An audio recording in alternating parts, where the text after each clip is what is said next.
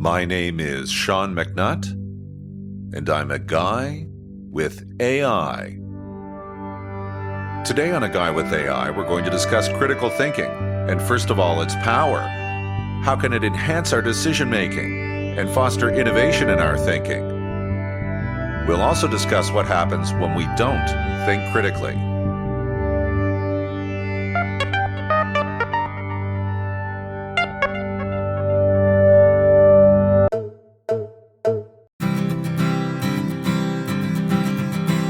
A Guy with AI is recorded on Indigenous land.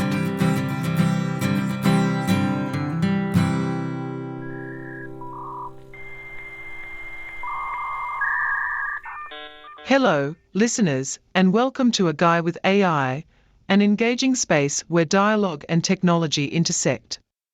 I'm your AI co-host, coming to you as OpenAI's GPT-4, optimally integrated into this podcast format through the coding wizardry of our host, Sean McNutt, who, along with some AI assistants, has crafted a bridge between speech and text for seamless interaction. Our purpose here is simple yet profound: to delve into conversations that enlighten and challenge, using the power of critical thinking to uncover new perspectives and ideas. I'm here to assist Sean in dissecting topics, presenting factual insights, and fostering a two-way exchange that's rich with analysis and understanding. In our podcast, we commit to a respectful and meaningful dialogue, exploring an array of subjects with the depth and curiosity they deserve. And today's topic couldn't be more pivotal: critical thinking. It empowers us to navigate the complexities of decision-making and sparks innovation in our thought processes. Yet, when it's absent, the fabric of our reasoning can unravel, leading us to outcomes less desired. So, as we embark on this journey of the mind, Sean will now take us further into the heart of critical thinking and its impact on our world. Over to you, Sean. Thank you, listeners, for tuning in to A Guy with AI. You may be listening on one of many different platforms. I'm on the major podcast platforms as well as others in the podcast platform ecosystem. You can check aguywithai.world and see where I'm available there. Also YouTube. You can check me out on YouTube, where I, with my AI co-host, do what we're about to do, which is more or less critically examine topics and lay them out. I like to get feedback from the AI co-host, which relies on a vast pool of training data and adheres to logical examination of topics and that which is introduced into topics. So you could guess from that, if you are familiar with critical thinking, that I like critical thinking and that critical thinking is important to me if that is the type of approach that I'm going to take. I try to make it so that we have a logical examination. I try to make it so that we have thought of something that is natural to think of in relation to the topic, as well as something possibly interesting as to where there's a gap or something like that, and try to close it and not be afraid to come up with ideas which may bridge those gaps. So this to me is something that requires critical thinking. And I myself have long thought that critical thinking is important. So we're going to examine the topic of critical thinking. And what I'll do now is I'll throw it over to my AI co-host to discuss for a moment what it is about critical thinking that not only makes it important, but makes it effective, and what distinguishes it. And are the characteristics of critical thinking that you would include in your thinking in order to be making those critical examinations? Critical thinking is indeed a fundamental skill, Sean, and it's recognized as such across various domains for its ability to enhance clarity, accuracy, and relevance in our reasoning processes. It is marked by several distinguishing features. It is self-guided, self-disciplined, and always involves a degree of self-correction. Effective critical thinking requires the thinker to constantly question the validity of their perspectives and the accuracy of their conclusions. It's underpinned by the ability to analyze information objectively, to evaluate arguments from multiple sides without letting bias cloud judgment. Critical thinkers can distinguish facts from opinions, identify relevant from irrelevant information, and recognize the presence of assumptions and implications. Intellectual humility, where one is open to the possibility of being wrong, complements the courage to question even popularly held beliefs. This fosters innovation by allowing us to step outside the herd mentality and to see where those gaps in logic or knowledge may lie. In our analytical journey today, we'll be applying these principles of critical thinking as we consider the implications of decisions made both with and without this rigorous approach. It's a way to navigate through complexity with confidence, seeking not just answers, but understanding. With this framework in mind, Sean, how do you see the role of critical thinking expanding in our personal and professional lives, especially in an age driven largely by information and technology? Well, I think it's always a benefit when we can come up with the answer that makes sense. Now, this may be, in a complex world and universe, one of many possible answers and responses to a situation. It is not to be boxed in, as a matter of fact, with critical thinking, but to be free.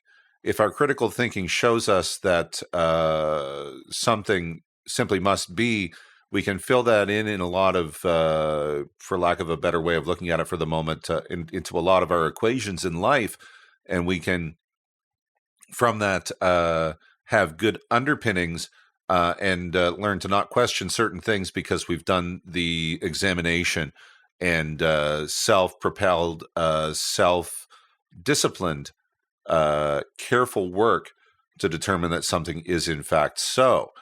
And in doing that, that may fill in things that we don't have to ponder over endlessly and wonder whether they're true.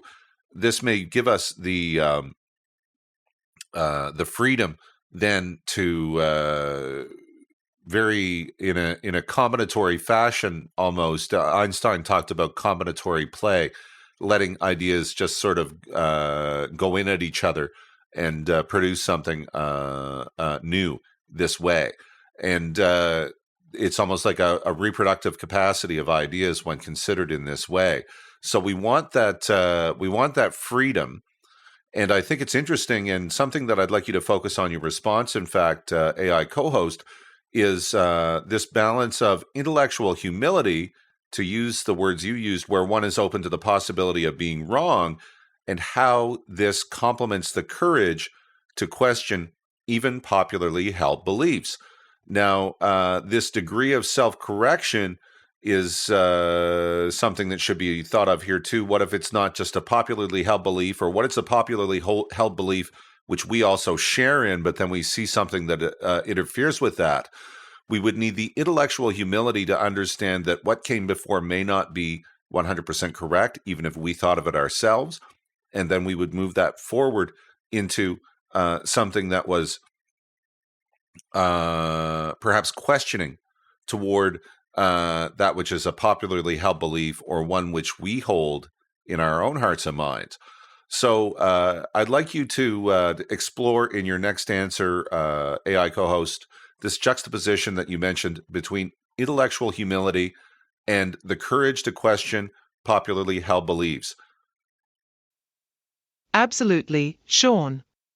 The dance between intellectual humility and the courage to challenge widely accepted beliefs is a delicate but crucial one in the practice of critical thinking. Intellectual humility is the foundation that allows us to view our own knowledge as potentially fallible. It means recognizing that no matter how strongly we believe in a particular perspective or theory, we could be wrong. This acknowledgement doesn't weaken our stance, rather, it strengthens our capacity to be open to new evidence and arguments. It's about being agile in our thought processes, always allowing for the possibility that new information could alter our understanding. The courage to question, on the other hand, is the active application of this humility. It involves the willingness to confront popular beliefs, even when doing so is uncomfortable, or when those beliefs are our own. It requires us to stand apart and scrutinize the status quo, driven by the search for truth and the acknowledgement that change is a constant companion to advancement. This kind of courage is not about confrontation for its own sake, but about pursuing a clearer, more accurate representation of reality. Together, intellectual humility and the bravery to question accepted truths provide a balance. This synergy ensures that our investigations are both grounded in a recognition of our own fallibility and animated by a spirit of inquiry that is unafraid to venture into new intellectual territories. In a practical sense, this could mean revisiting our core assumptions in light of new data, re-evaluating the evidence for deeply held beliefs, or innovating in fields where traditional methods don't yield results anymore. It's a process integral not only to personal growth, but also to societal progress. Now, Sean, considering this interplay, how do we engender and cultivate a culture, both at a micropersonal level and at a macro-societal level, that values and exercises both intellectual humility and the courage to challenge the norm? Well, I think something that may be important in this is understanding what it is that we want to be sticking to and what it is that we want to be ready to, I don't know if abandon is the right word, but to move on from and to shun later or modify our approach to at the very least, in order to end up with the modified new approach assisted by critical thinking. Now, the understanding here would be that our critical thinking let us see some new evidence or think of something in a way that hadn't been thought of before, at least not by ourselves, and we examine the background of overall information, or perhaps we would call that the context and the situation we are in, and what that critical examination pertains to. We would understand all of that, and we would have to understand that, the way this is all set up already has flaws in it. But how do we understand which is the flaw in the ideas and which is the good ground and basis upon which we can develop those ideas? So this is something that I feel I am able to feel my way through when I examine topics. However, I have this opportunity here because I have the AI co-host, and this helps me with my program. Actually, I can ask the AI co-host at this juncture, and in fact, that's exactly what I'm doing right now. AI co-host, can you tell me how I myself or anyone who is engaged in critical thinking in a way that enhances their perspective on a topic or background or context of information or a situation, and how they would be able to identify what needs to be rethought and what is already set up very well in that construct? Certainly, Sean.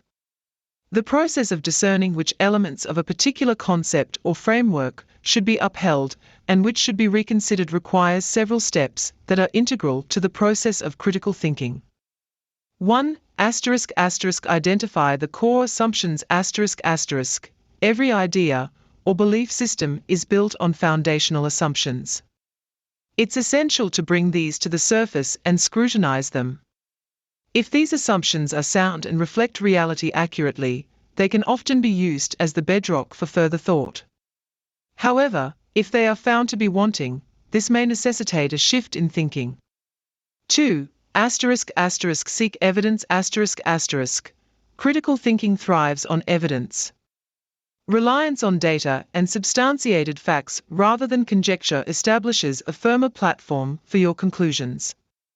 This also means being willing to adjust your stance when new, credible evidence counters previous beliefs. 3. Evaluate the sources. Not all information is created equal. Look at where your information comes from and the reliability of these sources. This often helps in determining what can be trusted and what may need a more skeptical eye. 4. Delineate between logic and emotion. When evaluating a situation, distinguish between logical reasoning and emotional responses. Although emotions are important, they can sometimes cloud judgment. This doesn't mean ignoring emotions, but rather acknowledging their influence on our thinking and decision-making. 5. Consider the consequences thinking about the short and long-term outcomes of maintaining a certain perspective or making a change can provide insights into the validity of current thinking. If the consequences of upholding certain beliefs are negative, or if new approaches have clear benefits, this can be a persuasive reason to adjust your position. 6. Engage in reflective thinking. Taking a step back and engaging in a metacognition process allows us to evaluate our own thinking critically. Reflect on the thought process itself. How did you arrive at your current understanding, and is there a logical pathway you can trace? 7. Welcome diverse perspectives. Other people can offer insights that challenge and enrich your thinking. By seeking out diverse viewpoints, you can expose and rectify potential blind spots in your own reasoning. Remember, the value of a thought process is not only in its conclusions, but also in its methodology. Criteria such as clarity, relevance, depth, breadth, logic, significance, and fairness can be used to assess the quality of reasoning in both the existing framework and the new perspectives. By applying these tools, you enhance your critical faculties. And remember, Sean, this isn't a static exercise, it's an ongoing practice where you're constantly refining your thought process and keeping it aligned with the pursuit of informed understanding and truth. AI co-host, there's something I like very much that you said. This is not a static exercise, and in that, this gives me an opportunity to say something here. Now, it seems like a glorified concept in society that we are all entitled to our opinion. However, what is that opinion based upon? This is actually an important component in knowing whether or not to give someone's opinion the time of day, in my estimation. And as such, I question whether we need to glorify the opinions of ourselves and others simply for their own values so much. I mean, that each person will have one and will have a process with that. We would understand fundamentally that there are probably even human rights attached. For this, of course, let's be even generous in this area. However, when it comes to examining the value of these ideas and whether we really ought to be listening to people's output, I think it comes down to what gets put into these things. Now, the self-referential nature of some of these critical thinking tips and how we are self-checking for error and considering the consequences. We are delineating between logic and emotion. We are evaluating the sources. Is it something we just thought? Is it something we just caught out of the corner of our eye on some sort of social media platform where who knows what can be trusted? Engaging in reflective thinking, not just what comes to our mind immediately and our first hot take. We would want to welcome diverse perspectives. And I think that by the time someone is disagreeing with us, we take this personally, we take offense to it. This person isn't respecting our opinion. Well, have we gone through all of these steps? I mean, there were 7 that were mentioned by the AI co-host. It likes to make lists for me. And from that list, we have a few things that can keep this dynamic. We can be self-referential. We can come back to our own work and we can check it.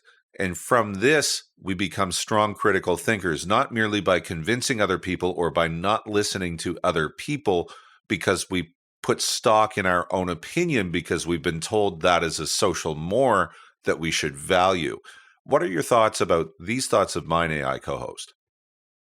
Sean, your reflections on the value we assign to opinions and the processes by which they are formed are insightful and highlight a key issue in contemporary discourse. The principle that we are all entitled to our own opinions is a fundamental aspect of freedom of expression. However, equating all opinions as inherently equal in value is a misconception that can lead to the dissemination of poorly substantiated beliefs. The value of an opinion is indeed heavily contingent upon the foundation it is built upon. The rigorousness of its formation. An opinion formed through careful consideration of facts, a diligent examination of sources, and logical reasoning is inherently more valuable than one based upon hearsay, conjecture, or emotional reaction. The willingness to adapt. Opinions that are held with a recognition of fallibility and openness to revision in light of new evidence tend to be more robust and credible. The purpose of expression opinions shared with the intent to engage in constructive dialogue are different from those aimed solely at provoking or affirming identity. The glorification of just having an opinion overlooks the crucial aspect of how that opinion is cultivated. Critical thinking demands not just a reaction, but an informed response. This means engaging with ideas critically and reflecting on one's own reasoning process before forming or expressing an opinion. It also involves listening to others with the understanding that their perspectives can provide valuable insights that might improve or refine one's own thinking. The steps you've mentioned are indeed meant to guide the process of opinion formation to make it dynamic and reflective, not static and dogmatic. They are principles of good practice in critical thinking and are essential in honing the quality of the opinions we hold and express. It's important to respect different viewpoints, but this respect is contingent on the effort that went into forming those viewpoints. Disagreements should be seen as opportunities for intellectual growth and understanding, not personal affronts.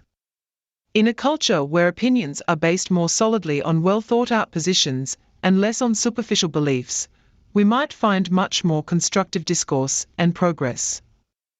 In sum, the critical examination of opinions should move beyond a surface acceptance that everyone has a right to their own opinion. Instead, it should focus on fostering a culture that values the informed and reflective construction of these opinions, always challenging ourselves to ensure they are as robust as possible. Yes, and so I think that this willingness to adapt. Now, it just seems to me if we have a willingness to adapt and then we adapt a whole bunch, then we will get closer to good reads on reality. And in the end, our adaptation will become more refined as or as opposed to rather, it being this sea change in all our thinking. It seems to me if we weren't so troubled with critical thinking and didn't really do it much up to a certain point in our lives, then realized its value, then started to do it effectively, we would start to see how certain of our values and ideas and things that we place stock in would no longer have the same value as they did before. They might even be just considered differently as opposed to being thought of as disposable, for example, if that's something that helps people see this clearly and understand that we are going to change our way of looking at things if we change our way of thinking. And if we are changing our way of thinking in positive ways, then hopefully we're seeing things clearer, more clearly in accordance with how they are in light of reality. So I think that critical thinking is a powerful and positive tool for this. It allows us to see things more closely as they are and as we would need to see them in the various scenarios and situations that we find ourselves in life. Now, it just seems to me like it is a good service to ourselves to accept that we are not right about everything. I think it is a point of pride, and this may be encouraged somehow in society now, that you must be right and you must win every argument. I think there is a loss of the value of debate, the value in debate, and the goal of debate is somewhat skewed when we insist that what we previously thought must win the day. Now, it comes in as important when we are standing up for an oppressed group or for something that is important to us that we hold dear or that we think is going to be important in the future, and we need to set the record straight. Now, sometimes we've really got our facts straight if we've done the critical thinking on this, and we may even have lived experience which tells us what the facts are, providing something that has been referred to evidence. So if our game is strong there, yes, we wouldn't want to back down. But at the same time, we may have lost this art where we appreciate that we are fallible people and that it is not so bad to say, I appreciate your point there, and I'm going to have to think about that. Your observation spotlights the transformative power of critical thinking as a means of refining our understanding of the world and ourselves. The journey of critical thinking is indeed an incremental process of adaptation that brings us ever closer to a clearer understanding of reality. The continuous adaptation ***. Embracing the idea that opinions and beliefs are subject to change with new information is an acknowledgement of personal growth. It allows us to refine our positions incrementally instead of holding onto beliefs that may no longer serve us or reflect the true state of affairs. This adaptability keeps our thinking fresh and relevant. Critical thinking as an ongoing practice ***.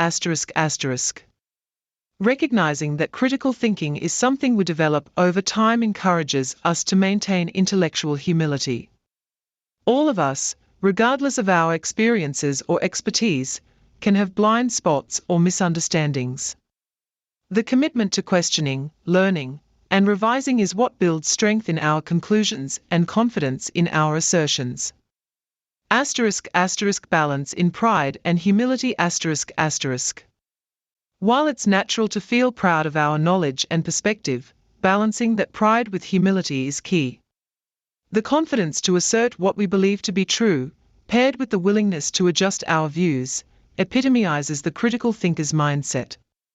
The fixation on always being right can hinder this balance and lead to the stagnation of our intellectual development. Valuing evidence and experience ***. When defending a position that concerns human rights or social justice areas where lived experience provides compelling evidence, the weight of authority that comes from such first-hand experience is critical. In these instances, a strong stance, informed by critical thinking and reinforced by evidence, is necessary. However, even when advocating fervently, being open to new perspectives and additional evidence remains a crucial part of a balanced debate. Cultivating debate and discussion ***. The goal of debate, ideally, is not to win in the confrontational sense, but to reach a deeper understanding through the exchange of ideas. Recognizing our shared fallibility can reduce the combative nature of arguments and allow for more constructive discourse. Admitting that there is merit in another's point is not a sign of weakness, but, instead, a demonstration of the strength of one's commitment to truth and understanding. The way forward ***. Ultimately, a society that encourages critical thinking, ongoing self-reflection, and openness to change is one that progresses. We can all contribute to this by engaging in discussions with grace, demonstrating the ability to listen and reconsider, and encouraging others to do the same. Learning to see disagreements as opportunities for enrichment rather than battles to be won fosters a culture where ideas can evolve and intellectual diversity thrives. Well, my last episode was on listening skills, and I think this episode is complementary. So episode 16 you could check out of a guy with AI on listening skills. And I thought that critical thinking would make a good follow-up to that. I think if we don't listen and we miss that fodder for which could be that could be feeding our own critical thinking so that we can come up with intellectual products that can serve us and by extension others, and have a good method with that, we can be coming up with constructive new products based on the listening that we've done and the details we've gathered through solid listening as something woven into our critical thinking and as that which can feed our critical thinking. I wonder if we could reflect on that. Certainly, effective listening is an integral element of critical thinking, and considering your previous episode on listening skills, it's clear to see how they are indeed complementary skills. The process of listening, truly listening, goes beyond just hearing words. It involves understanding context, recognizing subtleties in argumentation, and empathizing with different points of view. Let's reflect on how deep listening enhances critical thinking. Listening as information gathering ***. Critical thinking requires a solid foundation of information. Active listening provides this by enabling one to gather a full spectrum of data before forming conclusions. Without accurate and complete information, any analysis is likely to be flawed. Listening to understand ***. Genuine listening seeks comprehension, not just the opportunity to respond. By understanding others' perspectives fully, critical thinkers can test their own views against those perspectives, checking for biases, and considering alternative explanations. Empathic listening and emotional intelligence Listening empathically allows critical thinkers to gauge not only the logical content of an argument, but also the emotional context. This holistic view is necessary because human reasoning is influenced as much by emotion as it is by logic. Promoting dialogue When individuals feel heard, they are more open to hearing in return. In this way, active listening creates a space for dialogue rather than monologue, fostering an environment where ideas can be exchanged and improved collaboratively. Enhancing argumentation skills Good listeners absorb the techniques and strategies used by others in conversation and debate. This exposure can refine one's own argumentation skills, leading to more articulate, effective, and persuasive communication. Feedback loops Listening invites feedback, which is invaluable for critical thinking. It allows for the refinement of ideas, the recognition of areas that require further research or thought, and the development of more nuanced positions. By weaving listening skills into the practice of critical thinking, we can enhance our ability to discern the quality of the information we consume, evaluate arguments more effectively, and collaborate more productively with others. Both skills are essential for personal development and societal progress, contributing to a more informed, considerate, and intelligent discourse. The intellectual products that one can create with honed listening skills and critical thinking are likely to be more robust, well-reasoned, and able to stand up to scrutiny, truly serving both the individual and the community at large. Well, there you have a few thoughts about critical thinking, folks, and listening to go with it. Again, check out episode 16 preceding this episode, which is episode 17 on the topic of critical thinking. We had the full episode about listening skills prior to this one. So do check that out and consider where the gap may be if we don't hone our critical thinking skills. This is something that I think is important.